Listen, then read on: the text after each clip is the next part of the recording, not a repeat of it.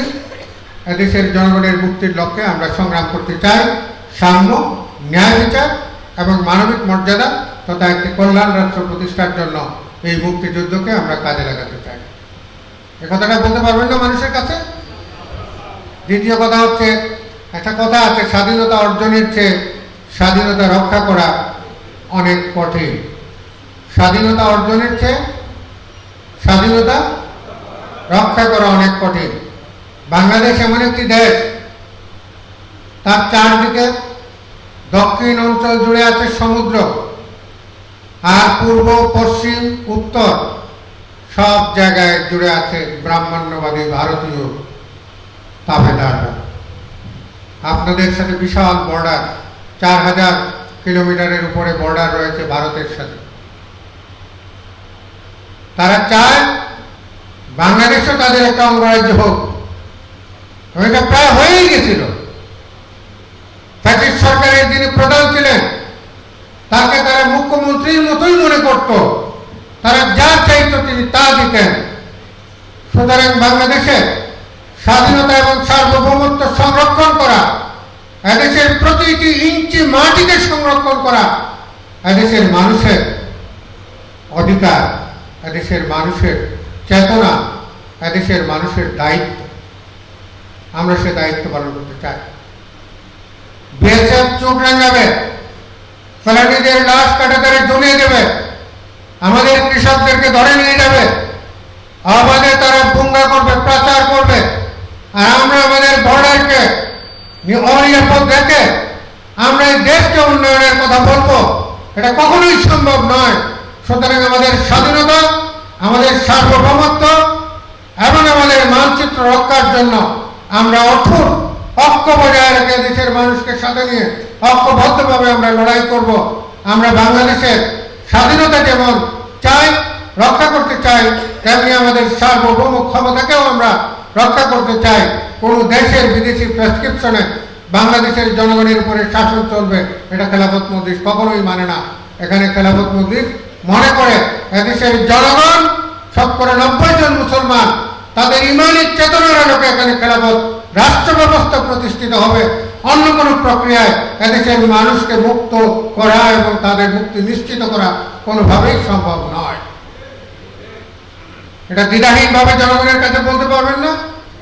কথা দুটো, একটা হচ্ছে খেলাফত মজলিস বাংলাদেশের মুক্তিযুদ্ধের আদর্শ এবং চেতনাকে সাম্য, মানবিক মর্যাদা এবং ন্যায় বিচার প্রতিষ্ঠার অর্থে এটাকে দেশের জনগণের মুক্তির লক্ষ্যে এখানে প্রতিষ্ঠিত করতে চায়। 2 নম্বর বিষয় হচ্ছে স্বাধীনতা, সার্বভৌমত্ব, ভৌমত্ব সংরক্ষণ। মানে হচ্ছে খেলাফত মজলিস চায় আমাদের পুরো মানচিত্রটাকেই আমাদের মতো করে আমরা সাজাবো। আমাদের বুকের উপর দিয়ে করিডোর নিয়ে যায়, আমাদের বুকের উপর দিয়ে তারা 7টা অঙ্গরাজ্য পরিচালনা করে, কিন্তু আমাদেরকে মানুষই বলতে চায় না।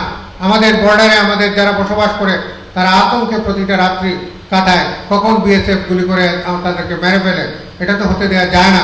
হয় প্রতিবেশী সুলভ আচরণ করবে, না হয় বাংলাদেশ মাথা উঁচু করে দাঁড়াবে। প্রতিটা অত্যাচারের দাঁত ভাঙার জবাব আমরা দেব। আমরা দেশের মানুষকে নিয়ে সুখে শান্তিতে বসবাস করতে চাই, কারোর সেবাদাস হয়ে নয়, স্বাধীন মানুষ হিসেবে।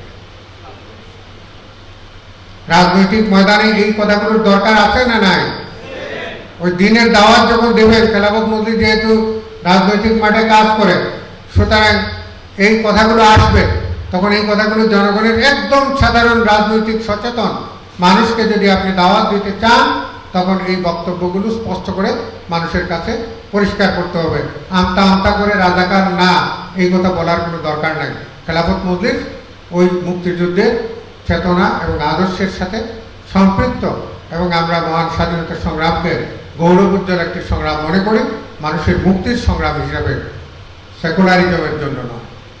সুতরাং যারা এটা নিয়ে ওই সময়ের রাজনীতি, পচা রাজনীতি নিয়ে যারা পড়ে আছে, তাদের কপালে বহু দুর্গতি আছে। দেহ যত বড় হয় তত কোলেস্টেরল বাড়ে এবং হার্ট অ্যাটাকের সম্ভাবনা থাকে। সুতরাং আমরা এগুলো গাড়ি টানতে রাজি নই। ঠিক আছে? দ্বিতীয় দফা কর্মসূচি কি?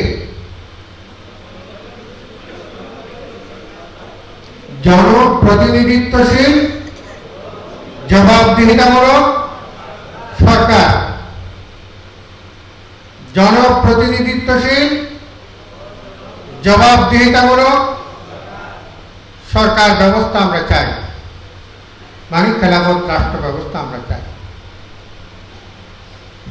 এখন অনেকে প্রশ্ন করে, রাজনীতিবিদরা বেশি করে প্রশ্ন করে যে এর কি কোনো দৃষ্টান্ত পৃথিবীতে আছে? এটা কি আদৌ সম্ভব? আপনারা যে খেলাফত রাষ্ট্র ব্যবস্থা বলে চিৎকার করছেন, এটা কি আদৌ সম্ভব? এটা অনেকেই প্রশ্ন করে।